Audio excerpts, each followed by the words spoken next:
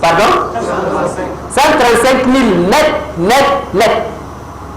Après même avoir payé la taxe de la mairie. Faites le compte de l'année. Voilà. Donc on se rend compte que c'est un secteur très performant. Et les informations du département de la statistique, disons ici au Niger de l'INS nous réconforte dans cet aspect des choses. Bon, je n'ai pas accès à l'information ici.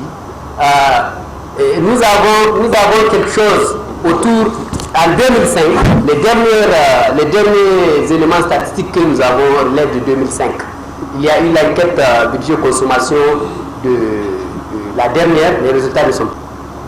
Si nous cherchons des affaires, moi en tant que business administration manager, je n'irai pas loin, c'est clair. Je cherche l'argent, il est là.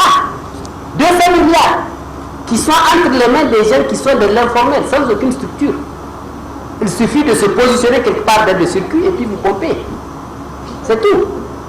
Donc, est-ce qu'on a besoin d'aller importer pour avoir tous les barrages de l'extérieur, ensuite venir avec les barrages administratifs internes, ensuite avec les taxes, ensuite avec les problèmes?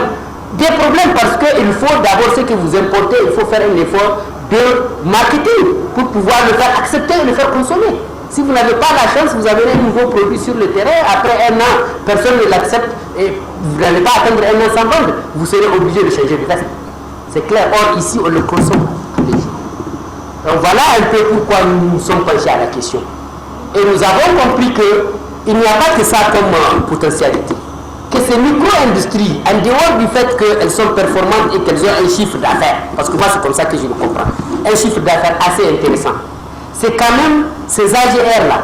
Donc nous avons posé une thématique, une hypothèse. Est-ce que les AGR, quand on va les travailler, unité autour d'elles pour qu'elles évoluent et qu'elles deviennent une PMI qui un jour va s'ouvrir vers les banques, vers les partenaires extérieurs pour pouvoir venir consolider le tissu économique du Niger. Et cette hypothèse a été testée, elle a été positive.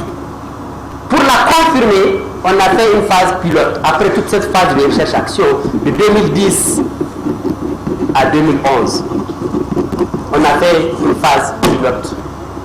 Au cours de cette phase pilote, et même antérieurement, au moment des phases de recherche-action, nous avons renforcé les capacités des coopératives d'artisans, des coopératives agricoles, des coopératives de commerce. 5